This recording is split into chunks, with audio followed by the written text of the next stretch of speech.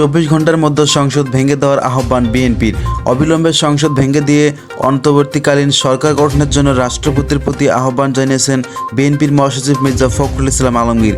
মঙ্গলবার 6 আগস্ট রাজধানীর গুলশানে দলের চেয়ারপারসনের রাজনৈতিক কার্যালয়ে এক সংবাদ সম্মেলনে তিনি এই আহ্বান জানান। এর আগে দেশের বর্তমান পরিস্থিতি নিয়ে দলের স্থায়ী কমিটির সদস্যরা বৈঠক করেছেন। রাষ্ট্রপতিকে উদ্দেশ্য করে ফখরুল বলেছেন, আমরা আশা করব আগামী 24 ঘন্টার মধ্যে আপনি সংসদ ভেঙে দেবেন, অন্যথায় দেশে একটা রাজনৈতিক শূন্যতা তৈরি হতে পারে।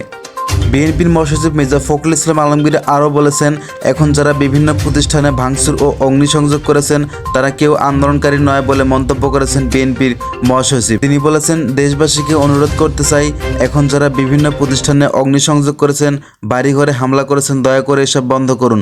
মঙ্গলবার 6 আগস্ট সকালে গুলশানে বিএনপির চেয়ারপারসনের রাজনৈতিক কার্যালয়ে সাংবাদিকদের এসব কথা বলেছেন তিনি। এর আগে দলের স্থায়ী কমিটির জরুরি বৈঠকে অনুষ্ঠিত হয়।